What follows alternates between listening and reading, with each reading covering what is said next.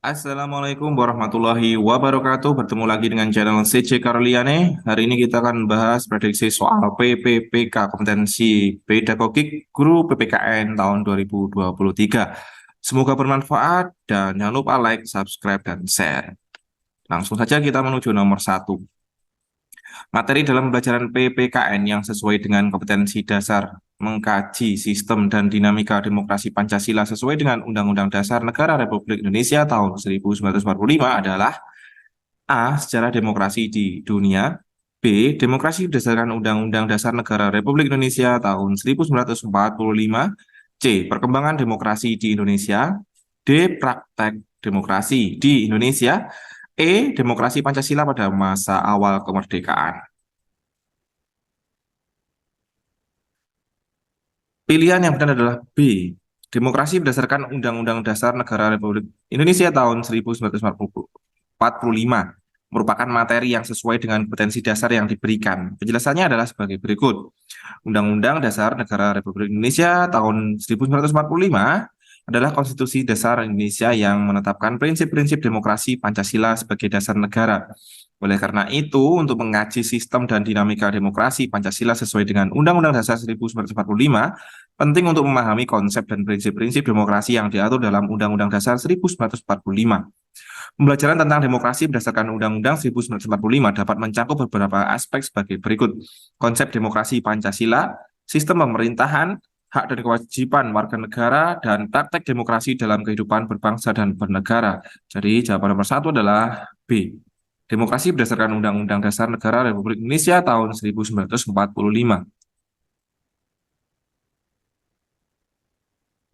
Nomor 2, metode pembelajaran PPKN yang sesuai dengan indikator pencapaian kompetensi memproyeksikan semangat Sumpah Pemuda tahun 1928 dalam bingkai Bhinneka Tunggal Ika dan materi pembelajarannya tentang Sumpah Pemuda tahun 1928 adalah A.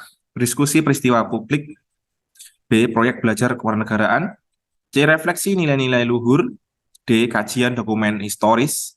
E. Menulis gagasan.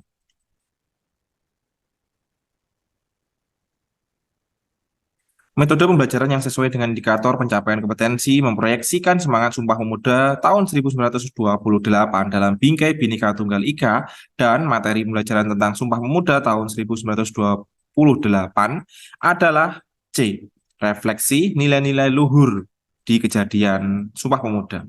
Metode ini memungkinkan siswa untuk merenungkan dan memahami makna Sumpah Pemuda serta mengaitkannya dengan konsep Bhinneka Tunggal Ika dalam konteks nilai-nilai yang lebih mendalam. Jadi jawabannya adalah C.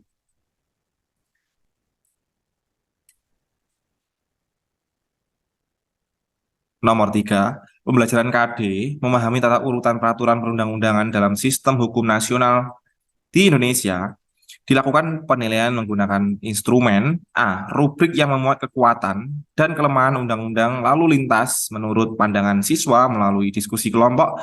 B. Jurnal yang menggambarkan keberpihakan pada pilihan seseorang untuk bersyukur dengan adanya perundang-undangan di Indonesia. C. Observasi aktivitas siswa ketika mempresentasikan data tentang produk perundang-undangan yang dihasilkan oleh DPR dalam kurun 5 tahun sesuai masa tugasnya. D. Soal isian. Semua ketentuan perundang-undangan di Indonesia mengacu pada hukum tertinggi di Indonesia, yaitu titik-titik-titik. E. Tabel yang mencatat riwayat siswa ketika melakukan pelanggaran peraturan yang merupakan perundang-undangan di sekolah. Pilihan yang sesuai dengan instrumen penilaian untuk pembelajaran KD memahami tata urutan peraturan perundang-undangan dalam sistem hukum nasional di Indonesia adalah D. Soal isian. Semua ketentuan perundang-undangan di Indonesia mengacu pada hukum tertinggi di Indonesia, yaitu instrumen ini akan mengukur pemahaman siswa tentang hierarki peraturan perundang-undangan di Indonesia dan hukum tertinggi di negara ini yang diwakili oleh Undang-Undang Dasar Negara Republik Indonesia tahun 1945. Jadi jawabannya adalah D.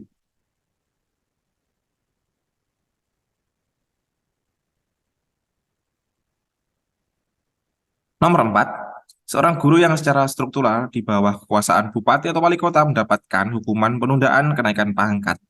Maka jika berkeberatan, guru tersebut dapat mengajukan gugatan melalui A. Peradilan khusus, B. Peradilan umum, C. Peradilan agama, D. Peradilan militer, E. Peradilan Tata Usaha Negara. Jawaban yang tepat adalah E. Peradilan Tata Usaha Negara. Guru yang merasa tidak setuju dengan hukuman penundaan kenaikan pangkat yang diberikan oleh atasan atau instansi pemerintah dapat mengajukan gugatan melalui Peradilan Tata Usaha Negara. PT UN adalah lembaga peradilan yang memiliki kewenangan untuk menangani perkara-perkara yang berkaitan dengan sengketa tata usaha negara, termasuk sengketa administrasi seperti hukum penundaan kenaikan pangkat. Jadi jawaban nomor 4 adalah E.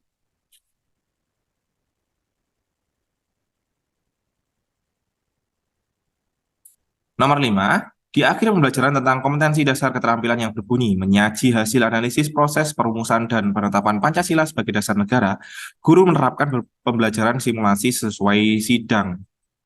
Ya, simulasi suasana sidang BPUPKI. Kegiatan pembelajaran tersebut dimaksudkan guru untuk menguatkan keterampilan kewarganegaraan berupa keterampilan dalam A. Menanyakan paparan penggunaan LCD proyektor untuk mempermudah pemahaman. B. Menjalin kerjasama antara anggota kelompok yang dipimpin oleh ketua kelompok. C. Memperkuat hafalan siswa dalam suatu konsep secara berulang-ulang. D. Siswa yang lemah merasa terbantu dengan peragaan teman yang menjalankan peran. E. Mengemukakan gagasan dan berargumentasi atas gagasan yang disampaikannya. Jawaban yang tepat adalah E. Mengemukakan gagasan dan berargumentasi atas gagasan yang disampaikannya. Pembelajaran simulasi suasana sidang BPUPKI akan melibatkan siswa dalam peran-peran yang berbeda dalam sidang tersebut. Selama simulasi, siswa akan diminta untuk mengemukakan gagasan, berargumentasi, dan berbicara dalam rangka menjalankan perannya masing-masing seperti yang dilakukan dalam sidang nyata. Ini akan menguatkan keterampilan komunikasi, kolaborasi, dan berpikir kritis siswa, yang merupakan bagian penting dari keterampilan kewarganegaraan. Jadi jawabannya adalah E.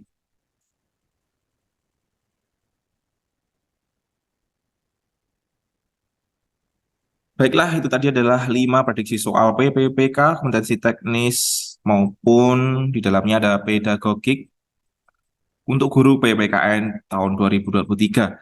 Semoga bermanfaat dan sampai jumpa di video selanjutnya. Terima kasih. Wassalamualaikum warahmatullahi wabarakatuh.